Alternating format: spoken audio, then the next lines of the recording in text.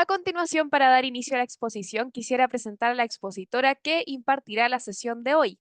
Su nombre es Paulina Lamas, es psicóloga, mención clínica en la Universidad Central de Chile, doctoranda en psicología de la Universidad de Zaragoza, España, magíster en mindfulness de la Universidad de Zaragoza.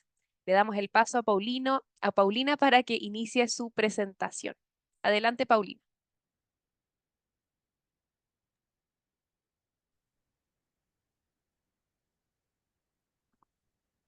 Ahí me están escuchando, ¿sí? Te escuchamos, perfecto.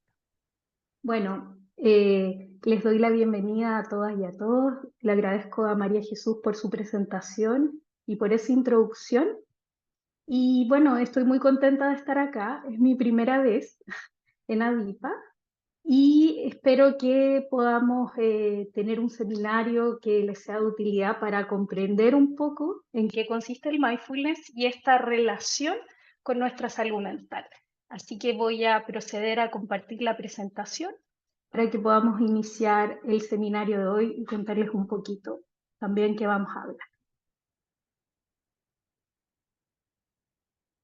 Bueno, los objetivos de este seminario es que podamos conocer la relación entre mindfulness y salud mental, conocer algunas técnicas de mindfulness e integrar mindfulness a la vida diaria. Al finalizar vamos a dejar ahí unos pequeños ejercicios para que puedan integrar y conocer un poquito de estas técnicas. Bueno, primero me gustaría enmarcar este seminario dentro de lo que entendemos por salud mental y para eso voy a usar la definición que da la Organización Mundial de la Salud. La salud mental se entiende como un estado de bienestar mental que permita a las personas desarrollar todas sus habilidades, poder aprender y trabajar adecuadamente y contribuir a la mejora de su comunidad. Es parte fundamental de la salud y el bienestar que sustenta nuestras capacidades individuales y colectivas para tomar decisiones, establecer relaciones y dar forma al mundo en que vivimos. Puntos importantes, ¿no es cierto?, es cómo la salud mental ha ido cobrando importancia a medida que ha pasado el tiempo y se ha vuelto un pilar fundamental de bienestar para las personas, sobre todo, me imagino, todos experimentamos lo que fue la pandemia y eso hizo también tomar una mayor atención y preocupación respecto a la salud mental, no solo desde el punto de vista de las intervenciones, sino también de la promoción del bienestar y salud mental, de la psicología de la salud. Entonces, ¿cómo ha sido el impacto que ha tenido la salud mental en nuestro vivir? Bueno, en el 2019, 970 millones de personas vivían con alguna problemática mental. Y las que han sido más características son la ansiedad y la depresión, de acuerdo a la OMS. Entonces, en el grafiquito que tenemos acá abajo podemos ver cómo ha ido aumentando la preocupación por parte de las personas en lo que respecta a salud mental en los países que aparecen ahí de referencia, principalmente de Latinoamérica. ¿Y qué es lo que ha impactado en nuestra salud mental de acuerdo a la OMS? Entonces, tenemos algunas características. Personas que tienen problemáticas graves de salud mental disminuyen su esperanza de vida de 10 a 20 años. Tener una condición de salud mental aumenta el riesgo de suicidio y de experimentar violaciones a los derechos humanos. Y los problemas de salud mental no solo afectan un ámbito de nuestra vida, sino que todas las áreas de nuestro vivir, entre ellas las relaciones, el entorno social que nos movemos, el trabajo, etc. Un punto importante, y que quise hacer esta referencia porque ya vamos a verlo, pero las investigaciones que hay en mindfulness y el trabajo que se ha hecho en mindfulness ha realizado investigación en estas tres áreas o tres componentes de la salud mental. Por supuesto, hay áreas en las que hay mayor investigación y otras que hay investigación más incipiente, pero ha sido en estas tres áreas. Primero en el bienestar emocional, que implicaría la satisfacción, felicidad, interés por la vida. El bienestar psicológico, que tiene que ver con gustar en medida de uno mismo, de alguna manera más sencilla la relación que establecemos con nosotros mismos y que también se aborda.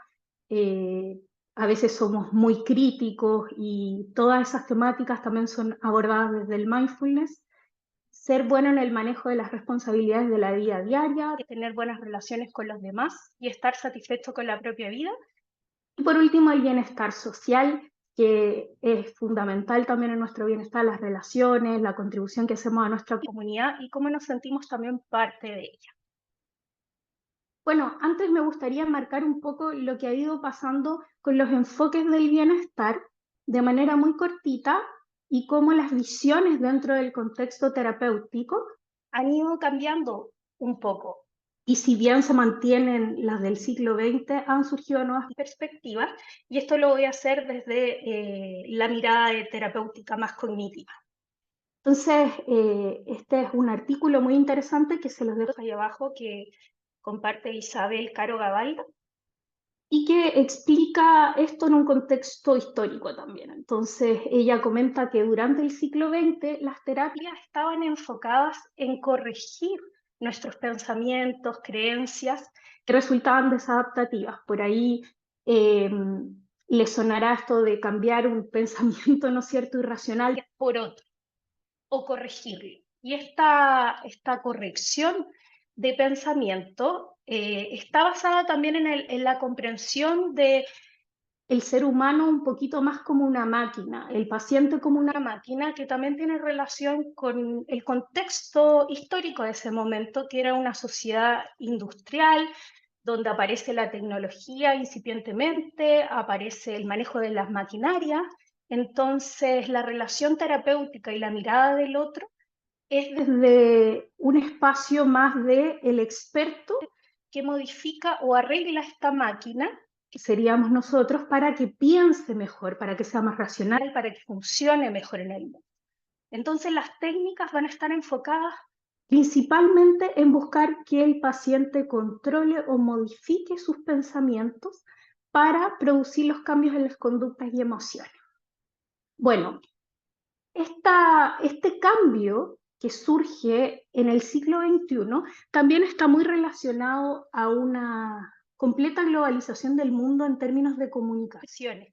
Entonces, antes a lo mejor nos parecía lejano lo que pasaba en otros lugares del mundo, como en India, en China, en Oriente, y cómo ellos entendían la vida, cómo vivían la vida, qué entendían por bienestar o felicidad. Y empiezan a haber interacciones entre distintas partes del mundo y eso hace también que puedan surgir relaciones y entendimientos mutuos, ya sea Oriente tener más acceso a la ciencia occidental, a la psicología, y por otro lado Occidente a ciertas prácticas o sabidurías que compartían filosofías y países del otro continente, digamos, o de Oriente. Entonces, este cambio hace que aparezcan nuevas miradas y también un nuevo entendimiento del ser humano, entendiendo que se relaciona socialmente, que tiene distintos planteamientos de vida, que no todos vivimos y experimentamos la vida de la misma manera, y surgen nuevos valores, por ejemplo, el respeto a otras formas de vivir, a otros valores, a otros planteamientos vitales o formas de vivir. Y esto también complejiza la mirada que tenemos del ser humano. Entonces, esta perspectiva de control va cambiando hacia un terapeuta que trabaja con un ser humano y nosotros como entendimiento de nosotros mismos mucho más complejo, que no se gestiona como una máquina, que todos tenemos distintas necesidades, complejidades. Por lo tanto, la relación terapéutica se va a transformar hacia un terapeuta que ayuda a este paciente en su fluir y evolución, y eso va a cambiar la relación terapéutica y también la gestión de nuestros pensamientos y emociones. Y esto va a ser uno de los grandes cambios que traen lo que se conocen como las terapias de tercera generación, dentro de las cuales está mindfulness. ¿Y qué es el cambio entonces que traen las terapias de tercera generación y mindfulness?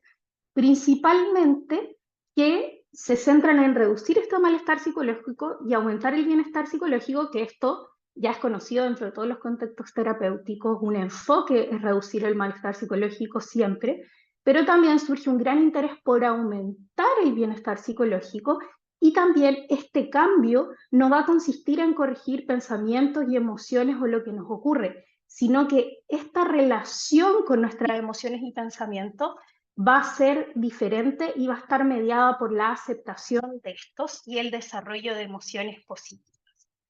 Entonces, esta perspectiva se integra al contexto actual por la necesidad de optimizar nuevas terapias respecto a la vulnerabilidad cognitiva y a lo que ocurre cuando nos enfrentamos, ¿no es cierto?, a estas complejidades de nuestros pensamientos y emociones.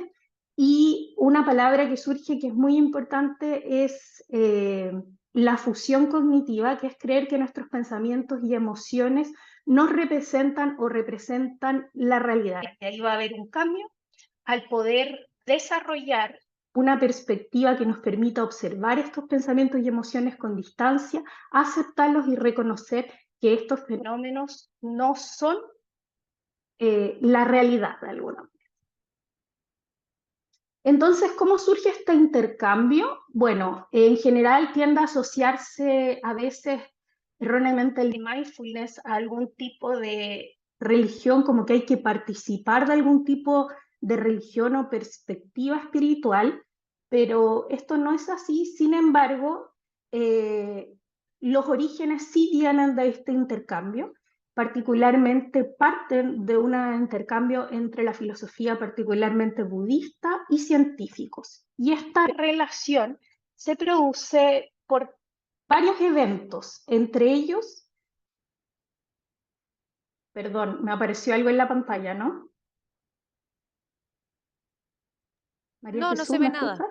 Ah, ya, es que me había aparecido un aviso de mi antivirus y no sé si lo vieron, disculpen. Bueno, hay muchos eventos que marcan este intercambio, pero yo les voy a mencionar tres que son más o menos relevantes porque son conocidos. Primero es Thich Nhat Hanh, que él es un monje de la tradición Zen, que en un exilio de Vietnam llega a Occidente y hace clases en la Universidad de Columbia y Sorbona, y él es quien masifica la palabra mindfulness con un libro que es un bestseller que se llama El milagro de mindfulness. Por otra parte, el Dalai Lama de la tradición budista particularmente está muy interesado en la ciencia y se producen unas conferencias o intercambios en un instituto que existe hasta el día de hoy que se llama Mind and Life en Estados Unidos y Europa, donde intercambian eh, miradas, perspectivas, estrategias, herramientas y hacen investigación las tradiciones contemplativas y ciencia. Dentro de esta perspectiva del Mind and Life, destaco que uno de los fundadores de Mind and Life es el neurocientífico Francisco Varela, y también han participado otros científicos como Daniel Goleman, que es muy conocido, Paul Ekman, Ed Ekman. Y por último, Jon Kabat-Zinn, que es un señor que trabaja en la Universidad de Massachusetts en medicina, el departamento de biología, es quien establece un programa fundacional en mindfulness que se llama MBCR, que por ahí tal vez algunos lo han escuchado, que es un programa psicoeducativo de 8 semanas que se centra en reducir el estrés y ansiedad, principalmente, aunque se han ampliado las investigaciones hacia otros ámbitos. Bueno, dentro de esta perspectiva me permito también recomendarles un libro muy interesante que se llama Rasgos Alterados o Altered Traits, que cuenta la historia de cómo los científicos van y viajan un poco a India a poder empezar a investigar todas estas perspectivas contemplativas y organizan también la investigación científica que se ha hecho en prácticas contemplativas o meditación. Y a partir de esto es que hoy día se ha desarrollado un campo muy actual que va en avance en el ámbito científico que se llama ciencias contemplativas, dentro del que también, por supuesto, está la psicología y otras áreas. Bueno, y ahora viene la pregunta de oro, me imagino, que es qué es mindfulness, y esta imagen lo representa muy bien. La mayor parte de nuestro día a día nos cuesta muchísimo traer nuestra mente al presente, tenemos esa maravillosa capacidad de planificar lo que vamos a hacer a futuro y sin duda y de crear, y a veces de mucha ayuda, pero a veces también se convierte de alguna manera en un enemigo, porque muchas veces estamos en el momento presente, pero nuestra mente se encuentra divagando en el pasado o en el futuro. Y estas divagaciones muchas veces producen efectos sobre nuestra salud mental y sobre nuestro cuerpo que son nocivos. A veces imaginamos escenarios eh, fatalistas, fatídicos que ni siquiera han ocurrido, o nuestra mente vuelve muchas veces a pensar acerca del pasado y eso nos impide vivir o estar en el único momento que es real y que tenemos, que es el aquí y el ahora. Y este estado de estar desconectado del presente o no estar atento a aquello que nos está surgiendo aquí y ahora, dentro del mindfulness tiene un nombre y se conoce como piloto automático. Y acá yo les comparto un ejemplo que quizás les va a hacer sentido en su día a día. Estás trabajando, decides sentarte a comer algo o a conversar con una persona y sin darte cuenta, en vez de estar concentrado en lo que estás haciendo, tu mente está divagando sobre cualquier otro asunto. Supones que has escuchado al otro, o te has concentrado en tu trabajo, o disfrutaste y percibiste el alimento que estabas comiendo, pero no eres consciente de ello. Entonces, el piloto automático es esta divagación, esta desconexión que tenemos acerca de lo que estamos haciendo, lo que estamos pensando, lo que estamos sintiendo, para ocupar nuestra mente en otra cosa, que generalmente son estas divagaciones hacia el pasado o hacia el futuro. Esto va a tener efectos en la manera que tenemos de responder frente a lo que nos ocurre, por supuesto, en el presente, y ya lo vamos a revisar de a poquito. Entonces, mindfulness hace referencia a un estado de la mente, de ahí surge el término, de un idioma muy antiguo que se llama Pali, que la palabra se conoce como sati o es rinti en sánscrito y que está presente hace 2500 años en los discursos de Buda, que básicamente significa no perder el objeto de atención, mantener la atención ininterrumpidamente sobre el objeto y el acto de volver al objeto. Es complejo explicarlo así porque uno dirá qué objeto, pero les voy a dar un ejemplo. Ejemplo, estás en tu respiración, te pierdes en algún pensamiento y hay algo que te dice que estabas en la instrucción de estar en tu respiración. Ese acto de divagar, darte cuenta y volver es lo que en estos discursos se conoce como mindfulness. ¿Cómo ha sido esto traducido al ámbito psicológico e investigativo a partir de estos discursos y esta investigación que hay en la filosofía budista? Como la conciencia que emerge al prestar atención intencionalmente, es decir, yo dirijo mi atención al momento presente y este dirigir mi atención al momento presente y sostenerla sobre este objeto presente es sin juzgar la experiencia que se desarrolla momento a momento. Sin juzgar resulta a veces una palabra complicada porque si entendemos que un juicio es un pensamiento, siempre estamos juzgando de alguna manera la experiencia. Entonces lo voy a explicar más detalladamente, pero sin juicio quiere decir esa capacidad de no dejarnos llevar por ese juicio inmediato que surge respecto a algo. Ya lo voy a explicar detalladamente, pero cuando nos enfrentamos a alguna situación, rápidamente hacemos una evaluación de si me gusta o no me gusta, o si es neutral para nosotros de alguna manera, y nos dejamos llevar por esa etiqueta haciendo alguna acción. Entonces, no juzgar la experiencia sería no dejarnos llevar por esta etiqueta y abrirnos a lo que surja. Cuando entendemos mindfulness, la vamos a entender en la investigación como un estado que sería literalmente un estado que se cultiva y que aparece, que sería esta conciencia que emerge de prestar atención intencionalmente al momento presente y sin juzgar esta experiencia que desarrolla momento a momento. Este cultivo de este estado, la idea es que se vaya convirtiendo en un rasgo o en una capacidad más estable de acercarnos a lo que nos ocurre. Por lo tanto, podemos decir que es un estado que todos podemos cultivar y que hay personas que naturalmente tienen más o menos de este rasgo mindfulness y que por supuesto se puede ir ampliando y desarrollando ese rasgo. Y este cultivo de mindfulness se hace a través de dos formas: de la práctica formal, que por ahí han escuchado que sería la meditación. Vamos a definir meditación como cultivar la mente o familiarizarse con la mente. Esa es la traducción que viene del idioma sánscrito y tibetano. Informal, que serían pequeñas actividades en nuestro día a día donde potenciamos este estado atencional. Me voy a referir ahora con más detalle, ya que al principio mencioné la aceptación como un factor clave. Por lo tanto, cuando hablamos de mindfulness, es súper importante la comprensión de que no es meramente atención neutral, sino que incluye este aspecto de aceptación y algunos componentes que vamos a revisar ahora con mayor detalle, que son los que vienen ahora. Cuando hablamos de actitudes mindfulness o componentes mindfulness, es un poco complejo, ya que, como les compartí acá, que les aprovecho de mencionar esto, en este paper se hace una discusión de distintas definiciones de mindfulness, ¿sí? Porque hay distintos modelos que indican distintos componentes. Al ser una experiencia, no es como sumar 1 más 1, ¿no es cierto? Al ser una conciencia, es una experiencia unificada. Por lo tanto, esos componentes nos ayudan a acercarnos a esa experiencia o comprenderla mejor, pero realmente el estado mindfulness es experiencial y surge con la práctica.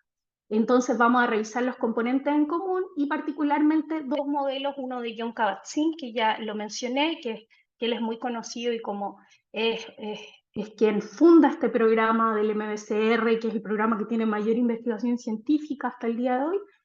Y él indica que las actitudes mindfulness serían, como ya les mencioné, no juzgar, que implicaría la tendencia a abandonar esta idea de categorizar nuestra experiencia como buena o mala, dejarnos llevar por esta etiqueta y reaccionar automáticamente o mecánicamente a esta etiqueta que hemos puesto, en vez de abrirnos a la experiencia misma de lo que está surgiendo en ese momento.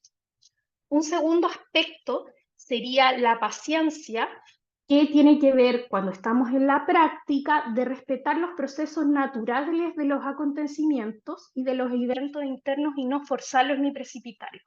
Yo siempre en este aspecto pongo un ejemplo, que es cuando yo era pequeña en el jardín, por ahí también les pasó, a uno le hacen plantar un frijol, un poroto en algodón. Y uno siempre se acerca y quiere que ese poroto, ¿no es cierto?, eche sus raíces, crezca. Y yo me acuerdo que yo cuando pequeña iba y me faltaba, ya no hallaba qué hacer para que apareciera esa raíz, esa plantita. Y la verdad es que esa plantita germinó cuando era su proceso natural, su momento. Es esa actitud la que se cultiva dentro de mindfulness. También la mente de principiante, que este reconocimiento que por más que nosotros tengamos esa capacidad, por supuesto, de aprender de nuestras experiencias, realmente una experiencia no es idénticamente a otra y el momento presente siempre es un nuevo momento. Por lo tanto, uno se acerca a las experiencias con mente de principiante. Y esta mente de principiante consiste en comprender que aquello que está surgiendo es la primera vez que surge. Y esa primera vez que surge, o ese estado de presencia, está libre de expectativas basadas en experiencias previas. Entonces, sería como estar abierto a lo que surge y de ahí poder tener una respuesta o responder a aquello que está surgiendo y no establecer un juicio previo basado en experiencias previas. La confianza, que tiene que ver con tener confianza básicamente en nosotros mismos y confiar en el proceso que está ocurriendo cuando practicamos. Otro punto importante es no esforzarse, y no esforzarse no tiene que ver muchas veces con la adopción de prácticas o técnicas de mindfulness que requieren cierto esfuerzo y decisión, porque son procesos que se van cultivando, por lo tanto requieren una disciplina, algún nivel de esfuerzo, de compromiso. Se refiere a no forzarse en obtener un resultado. Al cultivar este estado de presencia y aceptación, no estamos forzando que surja algo, sino que confiamos en este proceso y a medida que cultivamos ese estado, esa cualidad va a ir apareciendo. Y por último, como les decía, un aspecto muy, muy, muy relevante es la aceptación, que básicamente tiene que ver con un proceso donde no luchamos o no nos resistimos a aquello que surge. Muchas veces nuestra relación con los pensamientos y emociones es de lucha o evitación porque los vemos como si fueran reales. Entonces, este cultivo intencional de la aceptación es algo que se promueve dentro de lo que se llama mindfulness. Acá describe Jon Kabat-Zinn. Habitualmente la aceptación es el paso final de un proceso emocional intenso, en el que primero se produce una negación de lo que ocurre, después muchas veces nos enojamos, hasta que finalmente hay un punto donde soltamos esa resistencia a algo que nos haya ocurrido y es como que se abre el espacio. Entonces, en vez de pasar por todo ese proceso doloroso, lo que hacemos al entrenar esta capacidad mindfulness es cultivar este proceso final que es la aceptación y reducir este proceso previo. Bueno, este modelo es el modelo de Christopher Yermer, un psicoterapeuta, y es muy parecido, pero hace algunas apreciaciones que también son interesantes, que primero que es no conceptual. Cuando decimos no conceptual, es que cuando estamos practicando un mindfulness, no elaboramos los pensamientos. Es decir, no tomamos un pensamiento y hacemos explicaciones sobre el pensamiento, sino que simplemente tomamos conciencia de ellos. Hay una analogía muy buena que es, de Jon Kabat-Zinn también es, tus pensamientos son como burbujas. Entonces lo que hacemos es observar estas burbujas, cómo aparecen y cómo en el fondo se disuelven en la mente, estos eventos que son pasajeros, si dejamos que sigan su curso. Bueno, ya dijimos que era intencional, es no verbal, nuestros referentes no son explicaciones cognitivas en el momento que estamos practicando mindfulness, sino que básicamente se centran en observar nuestras sensaciones, por ejemplo, nuestras emociones. Ese es un punto importante. ¿Qué observamos cuando practicamos mindfulness? Nuestros pensamientos, nuestras emociones, nuestras sensaciones. Y otros fenómenos que se conocen como impulsos, por ejemplo, este movimiento a actuar, o vacíos que son espacios, por ejemplo, entre un pensamiento y otro. Entonces, haciendo esta como resumen respecto a los componentes, nos vamos a quedar con los elementos comunes.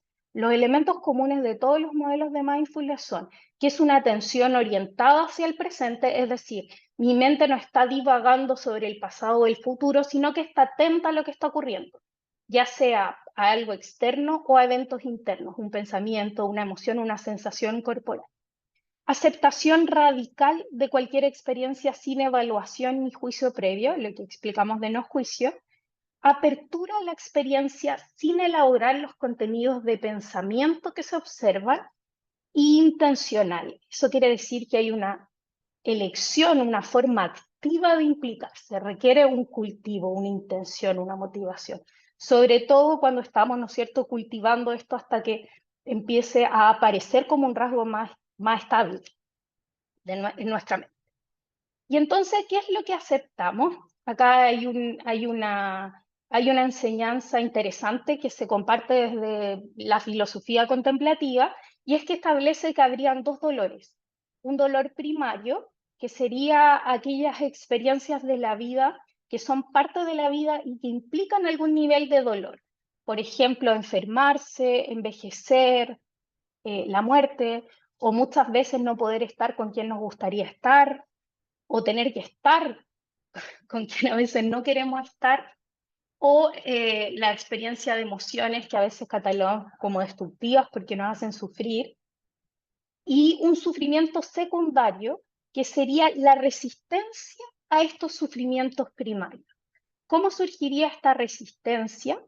Como un sufrimiento del sufrimiento, que sería esta elaboración de los pensamientos. Un ejemplo, tuve una fractura de mi pierna, ¿no es cierto?, y me duele, y eso ya es un sufrimiento que sería, por ejemplo, ansiedad, y el pensar, ¿por qué me ocurrió a mí? Ahora no voy a poder ir a trabajar, quién va a ir ahora a buscar a mi hijo al colegio, tal vez me echen del trabajo, es lo que se conocería como sufrimiento del sufrimiento, que es cuando elaboramos estos sufrimientos, no los queremos y esta resistencia se produce como alimentando este sufrimiento que ya está presente por tratar de resolver.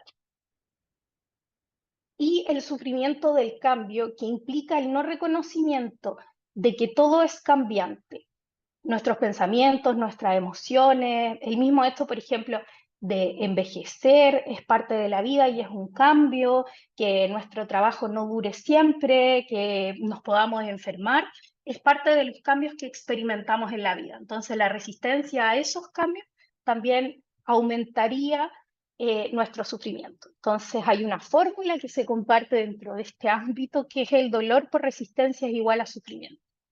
Y básicamente a lo que refiere que este dolor está presente, digamos, en la vida y que mientras se produce mayor resistencia o lucha o evitación de estos dolores va a aumentar nuestro sufrimiento y si disminuimos la resistencia, cuyo opuesto sería la aceptación, disminuiría nuestro sufrimiento. Y la aceptación en psicología es definida como tener o permitir estos eventos privados, incluidos los dolorosos, es decir, también lo que estamos entrenando cuando practicamos mindfulness es un mecanismo cognitivo de exposición, que es poder irnos acercando sistemáticamente a aquellos pensamientos o emociones que nos resultan dolorosos y lo que se va produciendo también cuando cultivamos estas actitudes es un descentramiento, es decir, generar un espacio entre estos pensamientos y emociones y poder observarlo. Y este permitir estaría libre de intentos de regulación, es decir, permitiría que las cosas se experimenten sin necesidad de cambiarlas o alejarlas. ¿Qué no es mindfulness? Un punto importante es que a veces cuando hablamos de mindfulness y también de meditación, hay algunos mitos que surgen en torno a esta práctica. Lo primero principalmente es que cuando cultivamos mindfulness o lo practicamos, no es necesario ser oriental ni tener una creencia particular para practicarlo. No es dejar la mente en blanco ni suprimir los pensamientos. Todo lo contrario, lo que estamos desarrollando es esa capacidad de poder observarlos y observarlos sin apegarnos o aferrarnos a ellos y sin rechazarlos. No es apartarse de la vida, o sea, irse a otro espacio del tiempo, a otro mundo o rechazar aquello que nos ocurre. No es reprimir ni negar las emociones, sino que al contrario, el cultivo de mindfulness, muchos de los mecanismos que están a la base son los de regulación emocional, experimentar la emoción, no reprimirla, observarla, aceptarla, permitiría regular mejor nuestras emociones. No es relajación, aunque también es un mecanismo subyacente a la práctica, pero en el proceso de mindfulness, por supuesto, es también acercarnos a las experiencias desagradables, entonces el objetivo no es relajación, sino que tiene que ver más con la aceptación. Y como ya les dije, no solamente es prestar atención, sino que también tiene todos estos otros componentes que revisamos y un aspecto fundamental es la aceptación y la no reactividad. Bueno, ¿y de dónde también surge este interés respecto a la ciencia y cómo se va cultivando? Uno de las investigaciones conocidas es una que se hizo en Harvard, que se llama Una mente distraída es una mente infeliz, donde se hizo una aplicación del celular y se fue traqueando a las personas, que eran de 24 países diferentes, qué estaban haciendo en el día. Entonces les hacían preguntas a través de esa aplicación y notaron que el 47% del tiempo de vigilia de las personas nos estábamos dedicando a pensar en cosas que no estaban sucediendo. Entonces, ¿qué dijeron ellos? Claro, que pasamos mucha parte de nuestro tiempo pensando en cosas distintas a lo que hacemos y que esto que hacemos tiene que ver con recordar el pasado, tener expectativas sobre el futuro o juzgar al pasado, a las personas y situaciones, incluyendo a nosotros mismos.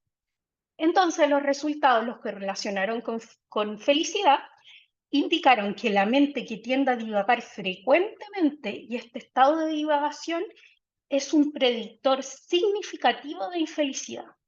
Es decir, estar presente y enfocado en la actividad actual sería más conducente a felicidad, y esto es un poco lo que también se toma de las filosofías orientales, donde están centrados más en el ser que en el hacer. Entonces se empieza a promover también esto de cultivar este estado de presencia y contrario a lo que es una mente que divaga, ¿no es cierto? Entonces, ¿cómo se ve esto a nivel más cerebral de alguna manera? En lo que se conoce como la red por defecto, que es un conjunto de estructuras cerebrales y regiones que está activada.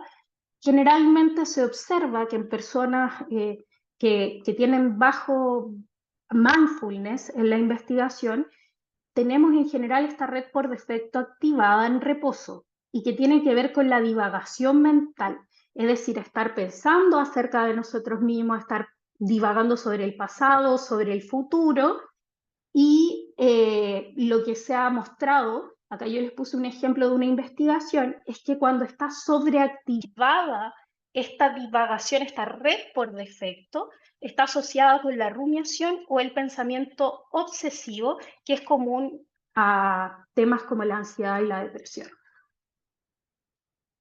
Y en lo que se refiere a investigación principalmente, cuando hablamos de los procesamientos atencionales implicados en mindfulness, nos vamos a referir principalmente a dos, y yo agregué un punto que no voy a alcanzar a profundizar porque veo que estoy un poquito atrasada en los tiempos. El primero es la atención focalizada, que sería mantener el objeto sobre un foco particular. ¿Qué sería una atención focalizada? Cuando yo, en el fondo, reúno mi capacidad atencional sobre un único objeto. Por ejemplo, la respiración sería atención focalizada. O si yo digo, dirige tu atención a la sensación de tu dedo del pie izquierdo. Eso sería atención focalizada. Y el monitoreo abierto es cuando ampliamos este foco atencional a una vigilancia. Ojo con la palabra vigilancia, porque no es una vigilancia amenazante, lo que surgiría más, por ejemplo, en el estrés, ¿no? Donde sentimos este estado de alerta, sino que sería una atención ampliada con estas cualidades, donde podemos incorporar o visualizar este momento presente y lo que surge en el campo de nuestra conciencia, pensamientos, emociones, sensaciones. Entonces, como dice ahí, esta atención, ya sea focalizada al monitoreo abierto, va a ir dirigida a pensamientos, emociones, sensaciones y otros fenómenos que ya les había comentado, como los impulsos a la acción o vacíos. Y también un paraguas, sobre todo en nuestro contexto, ha sido la bondad amorosa y la autocompasión. Porque muchas veces cuando se intenta cultivar este estado, ¿no es cierto? Se hace desde un espacio del juicio, de la autocrítica. Entonces, la bondad amorosa y la autocompasión sería cambiar esta manera de relacionarnos con nosotros mismos y la experiencia para cultivar este estado. Entonces, por ejemplo, uno de los modelos que más se usa en autocompasión es de una psicóloga que se llama Christine Neff, que dice que la autocompasión estaría compuesta, y la compasión en general, de tres componentes, que sería la amabilidad, que sería lo opuesto a la autocrítica, sería acoger las experiencias que tenemos de un modo más cálido y contenedor.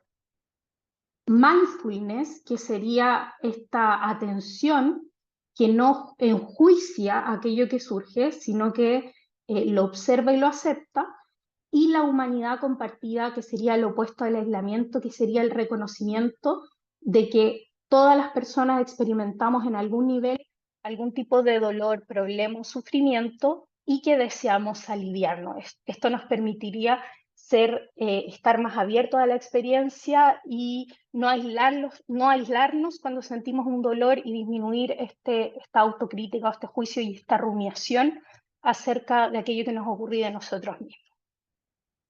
Bueno, este es un paper muy interesante que se llama The Mind of Meditator, y muestra la variedad de experiencias contemplativas, y particularmente lo que están viendo ahí es lo que ocurre en el cerebro con la atención focalizada. Por ejemplo, la práctica de atención en la respiración.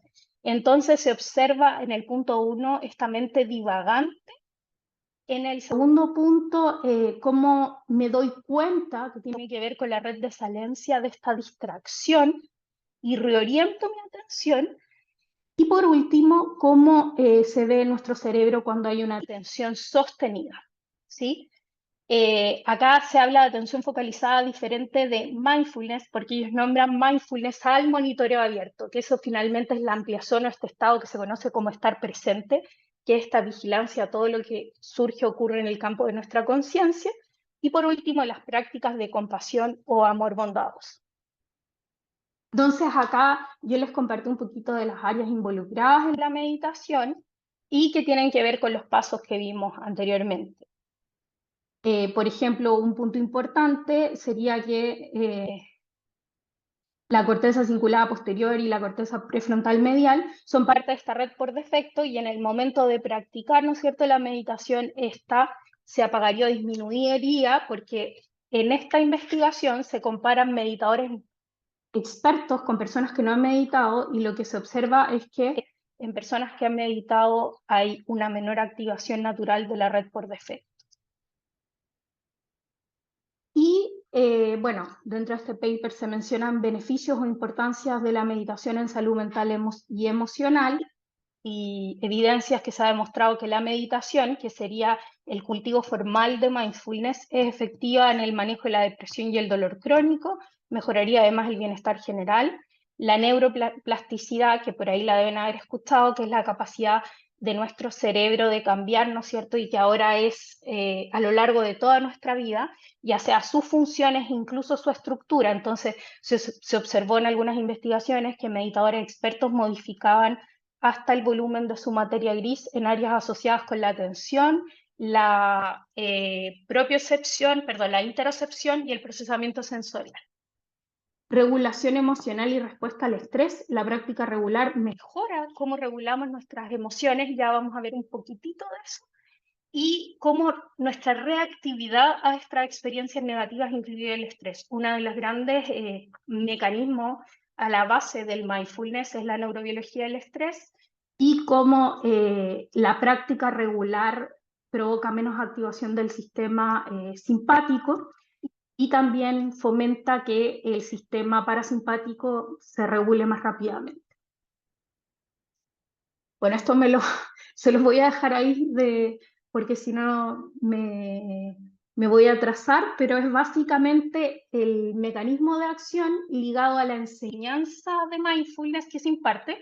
Por ejemplo, cuando hacemos prácticas de mindfulness, una muy conocida es la instrucción básica, que es esto que yo les comentaba de, por ejemplo, poner atención a la respiración, darte cuenta cuando te pierdes y volver la atención a la respiración. Por ejemplo, hay otros mecanismos que tienen que ver con el aumento de conciencia corporal que se realiza a través de la focalización atencional sobre las sensaciones corporales. Esto es súper importante en términos de regulación emocional, por ejemplo, el identificar qué está pasando en nuestro cuerpo, y también se ha ampliado a otros trabajos con mindfulness, como por ejemplo la relación con la alimentación, el reconocimiento de las señales de saciedad y hambre, y el tema del cortisol también. Por otra parte, la regulación de las emociones, que también hay prácticas de mindfulness donde observamos nuestras emociones desde este espacio de aceptación, reconocimiento y no reactividad.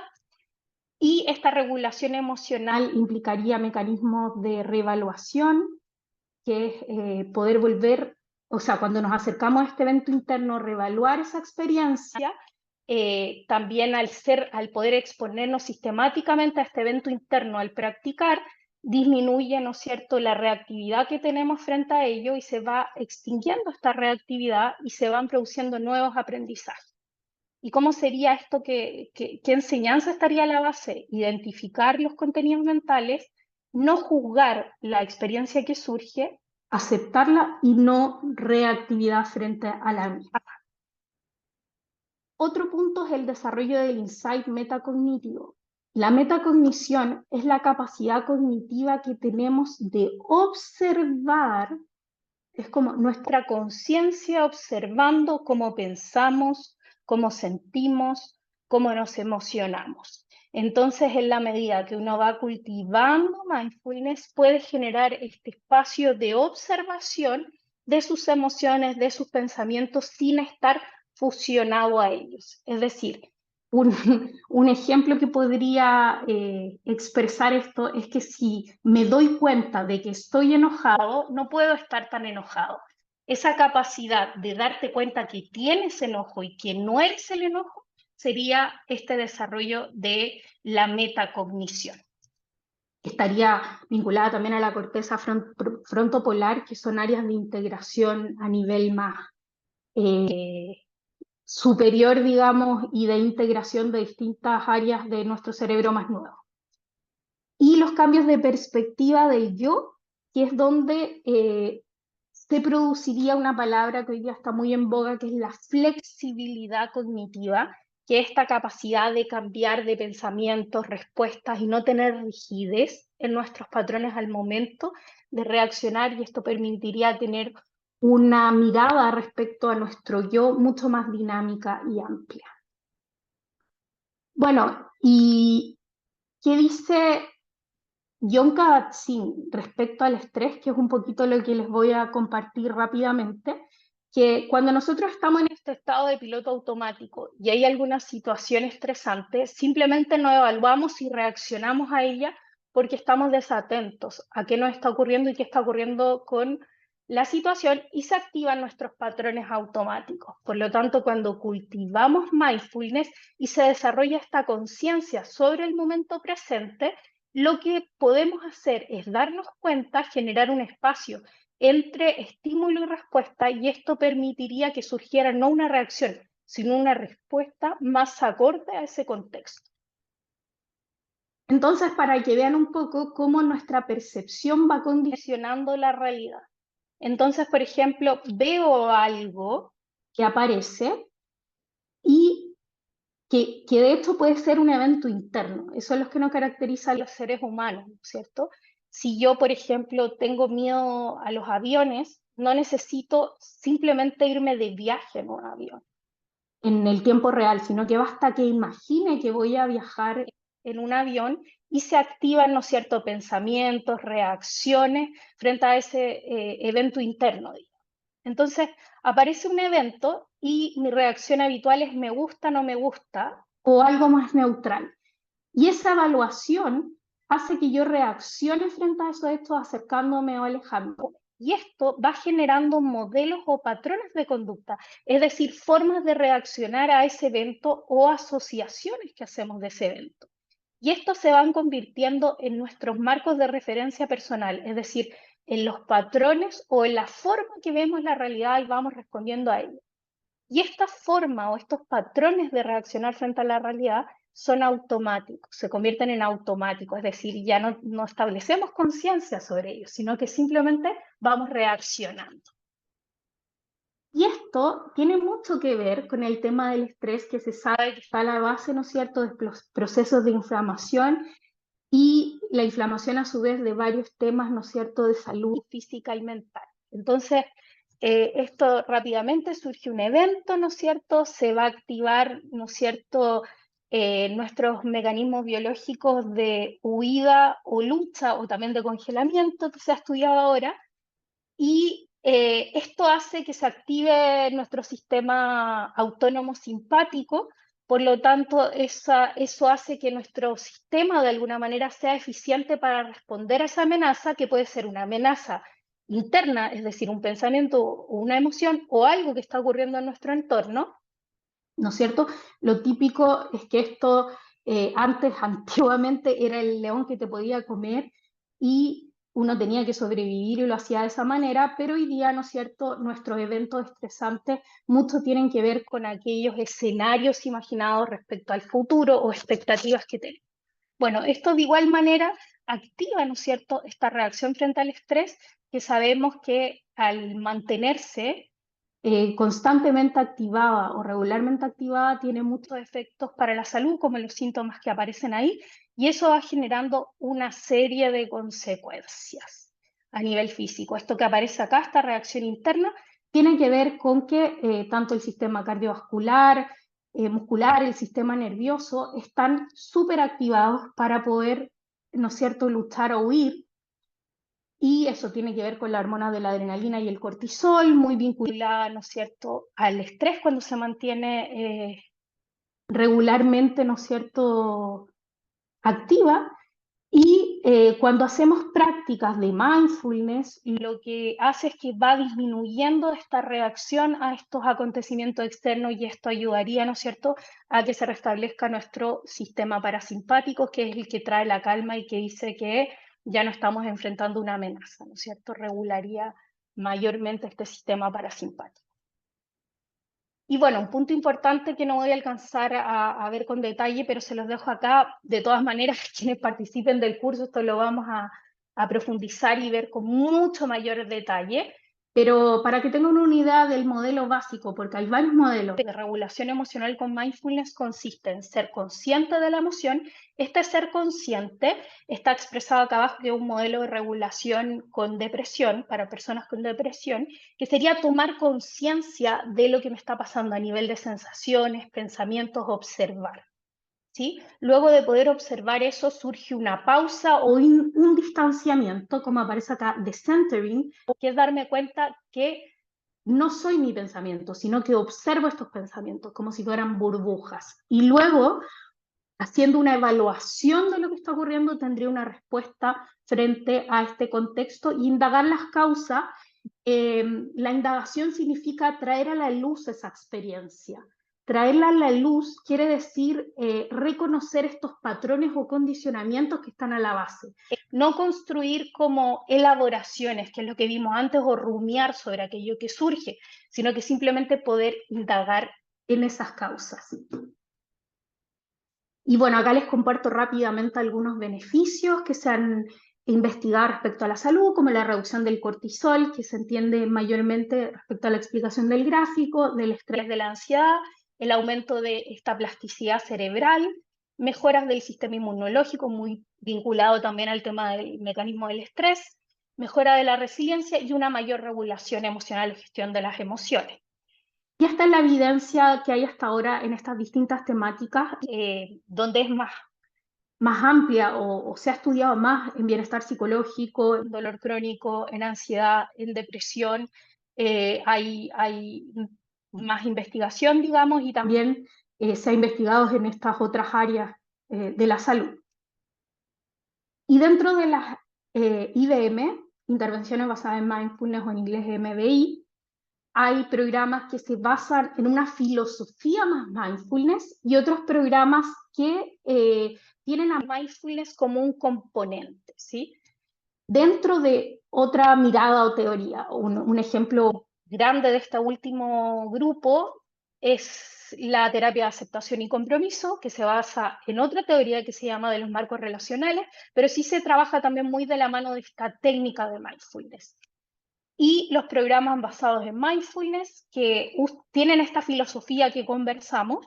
Dentro de ello está el programa de Jon Kabat-Zinn, que es de reducción al estrés, que es un programa de 8 semanas. Tampoco me voy a expandir mucho acá por el tiempo, también esto lo vamos a ver en más detalle quienes están en el curso, pero se enfoca en reducir el estrés y se hacen prácticas formales e informales de mindfulness. Dentro de este programa es uno de los que cuenta con mayor evidencia, también se ha investigado mucho en lo que respecta a la ansiedad.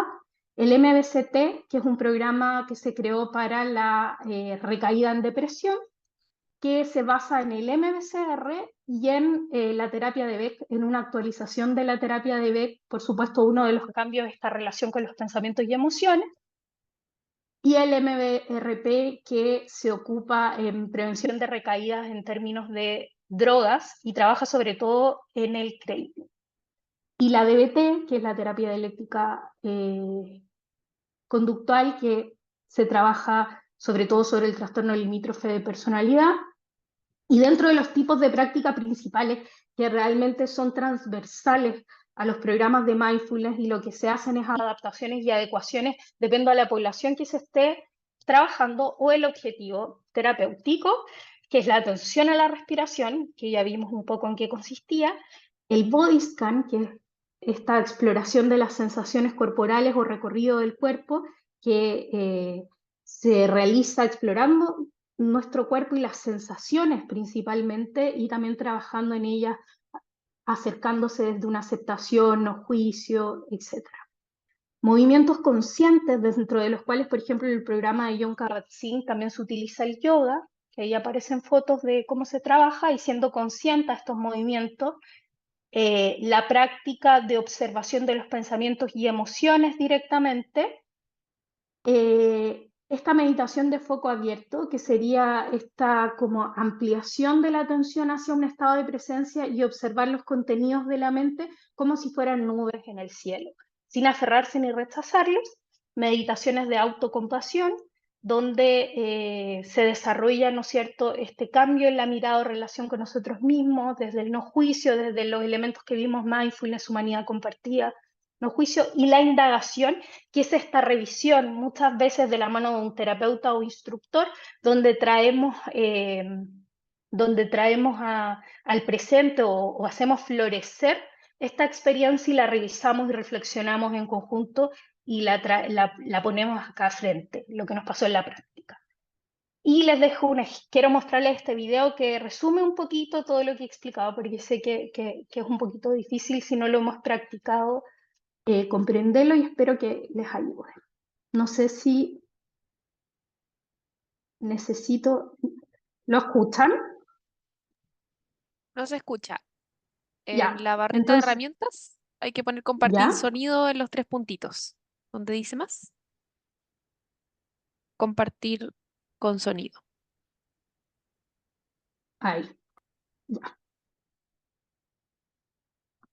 Imagina que tu mente es como un Mm. lago de agua calma. Cada pensamiento es una gota de lluvia que al caer crea una onda en la superficie del agua. Si llueve muy fuerte o hay mucho viento, el lago puede volverse tan turbio que no logramos ver qué hay en el fondo. Pero el lago siempre puede volver a estar sereno.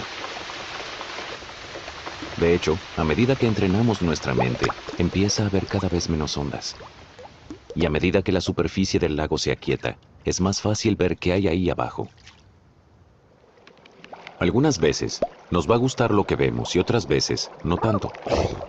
Y aunque puede ser poco alentador encontrar cosas que no nos gustan, en realidad es un paso importante para aprender a dejarlas ir. Aceptar lo que está en nuestra mente también nos ayuda a no ser tan duros con nosotros mismos, y hasta puede ayudarnos a no ser tan duros con los demás y a empezar a sentirnos más a gusto con nuestra vida, a tener relaciones más armoniosas y vincularnos mejor con nuestro entorno.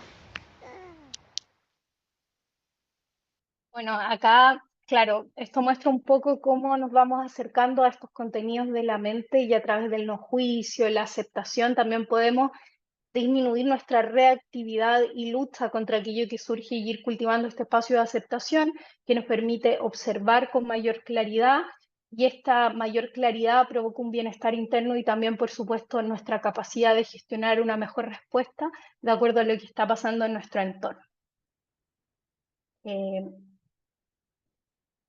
Bueno, estas son las posiciones típicas que se ocupan dentro de la práctica sentado, porque por ejemplo vimos una práctica que se llamaba Body Scan, que dentro de los modelos está escaneo de las sensaciones del cuerpo, y muchas veces se realiza en la postura de Tavasana en yoga, que es la postura acostado del cadáver, pero la mayoría de las prácticas, también hay otras prácticas caminando, hay prácticas que se realizan de pie, pero la mayoría de las prácticas de atención a la respiración o de observación de las emociones o amplitud del foco atencional, monitoreo abierto, se realizan en cualquiera de estas posturas, desde la silla hasta las prácticas más tradicionales de meditación, que son las que pueden ver acá. Respecto al loto, medio loto y birmana, va cambiando la posición de las piernas, y estaría esta opción que es en un banquito, que se doblan las piernas, y la que se usa también mayormente muchas veces en los espacios terapéuticos o de mayor número de personas, o en espacios como el de hoy día, es la práctica de la silla, donde estamos igualmente derechos y simplemente no apoyamos en la espalda en el respaldo.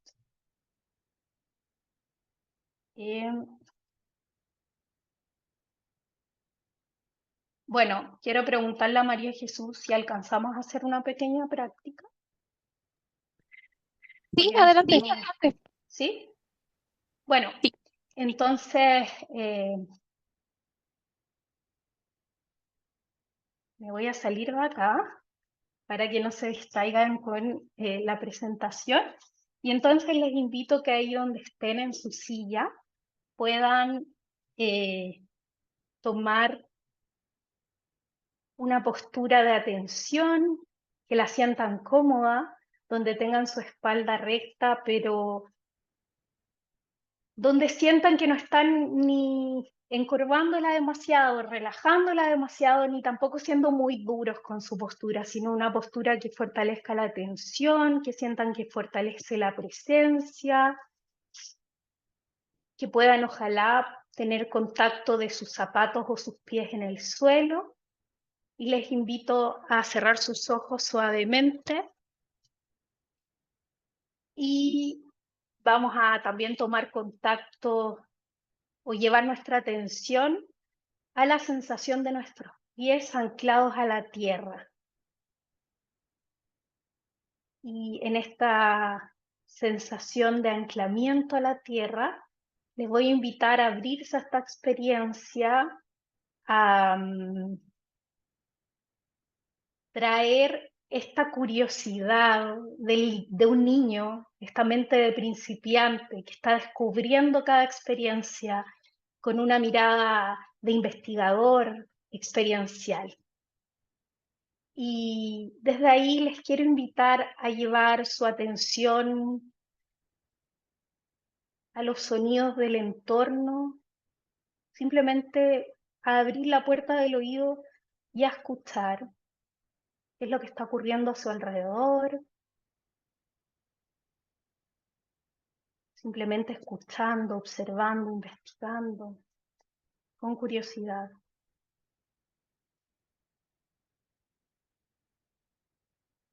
También te invito a ver, a observar si hay algo pasando por tu mente, algún pensamiento, simplemente nótalo, como si fuera una nube. ¿Qué va pasando? Y también a llevar tu atención a tu cuerpo, a la postura en la que estás, cómo se encuentra, cómo es la temperatura, si es agradable, si es cálida, si sientes frío. Simplemente observa. Y suavemente comienza a reunir tu atención y llévala hacia la sensación de tu respiración. Puedes focalizarla en aquel lugar que te resulte más fácil sentir tu respiración. Puede ser tu abdomen o las fosas nasales. Y comienza a acompañar tu respiración.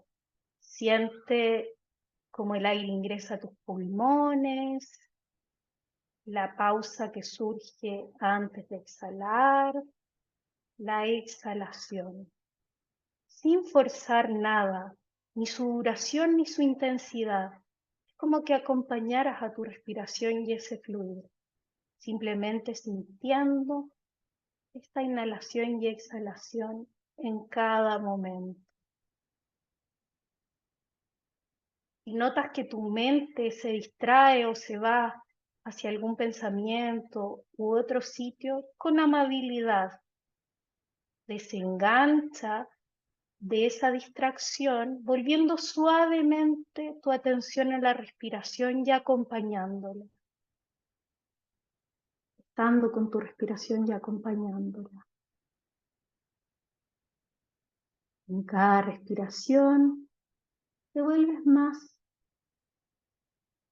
curioso, presente respecto a ella, como si te fusionaras con tu respiración.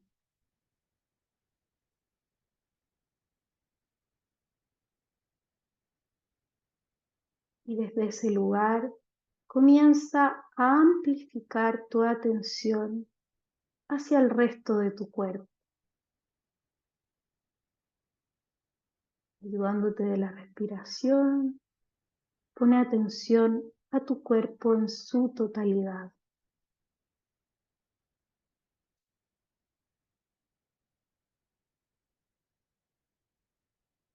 Y desde ese espacio, amplía tu atención hacia el momento presente, ese estado de presencia,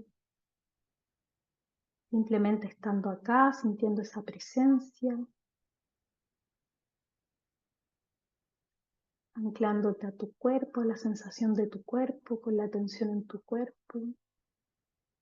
Y hacemos 3 respiraciones de esta manera y nos incorporamos a este seminario tratando de expandir esa atención a las actividades que haga de ahora en adelante.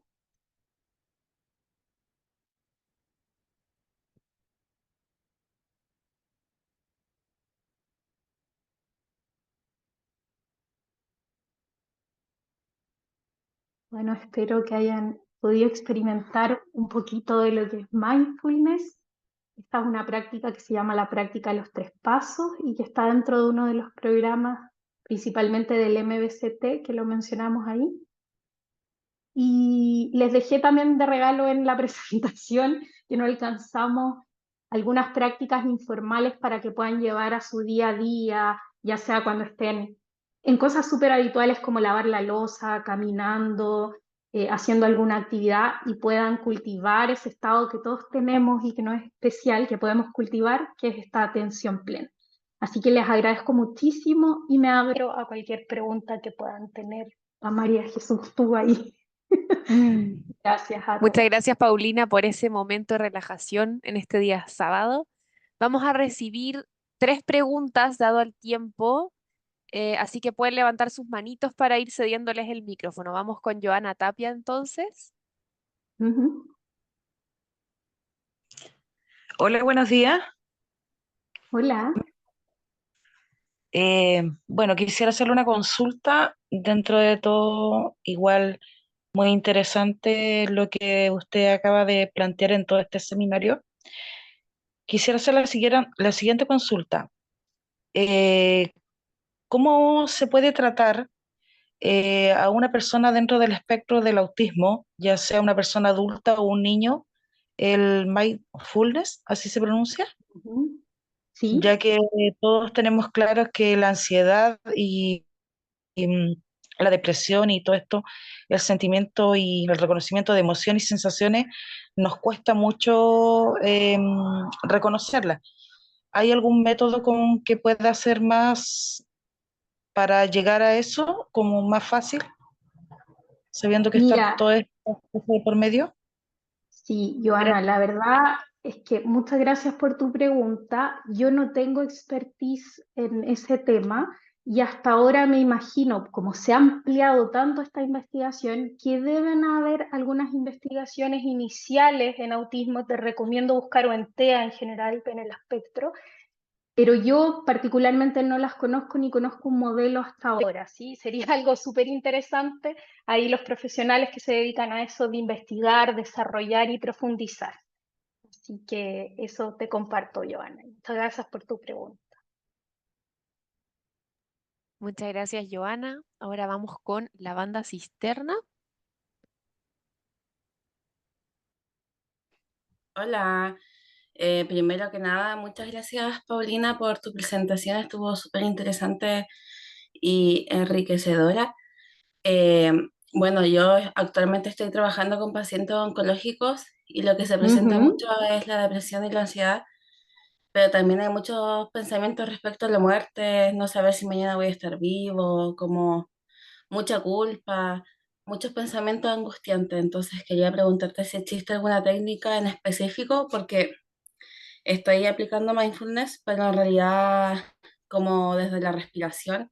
Quería saber si es que hay alguna técnica que sea como más apropiada a algo como respecto a estos pensamientos que no son solamente depresión y ansiedad, sino que muchas otras Entiendo cosas. total. Sí, ahí hay mucho cuestionamiento respecto a la muerte y me permito, la banda, recomendarte a Joan Halifax. No sé si la has escuchado. Ella hace mucho trabajo con el tema de la muerte y es muy interesante, y sobre todo las prácticas que se comparten dentro de ese espectro tienen más que ver con la autocompasión y la compasión.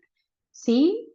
Y desde ahí sí hay varios trabajos que se han hecho y yo particularmente te la recomiendo a ella y a sus libros, que sin duda te va a abrir mucho el espectro de cómo trabajar e interiorizarte, que acá no tuvimos tiempo porque estaba más enfocado en mindfulness, sobre los temas de compasión, que se han trabajado mucho en temáticas vinculadas de acompañamiento contemplativo en la muerte. Hay algunos programas que han surgido por ahí muy interesantes y dedicados a ese ámbito.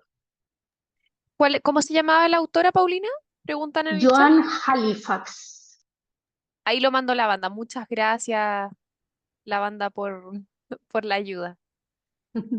Vamos ahora con Luna Bastidas y sería la última pregunta. De verdad, lamento a todos los que tienen sus manitos, pero también hay mucha gente que se tiene que retirar. Así que vamos ahora con Luna. Buenos días. Bueno, qué genial fue la breve meditación que hicimos. Si me escucho mal es porque estoy absolutamente enferma, así que todo lo que pude sentir fue mucho dolor físico y mucho color morado. Mi pregunta es, ¿cómo se trabajan las resistencias al momento? Porque entiendo que deviene de la aceptación también, el trabajo de aceptación que hay que realizar, pero ¿de dónde proviene la resistencia? ¿Cómo puedo trabajar la resistencia?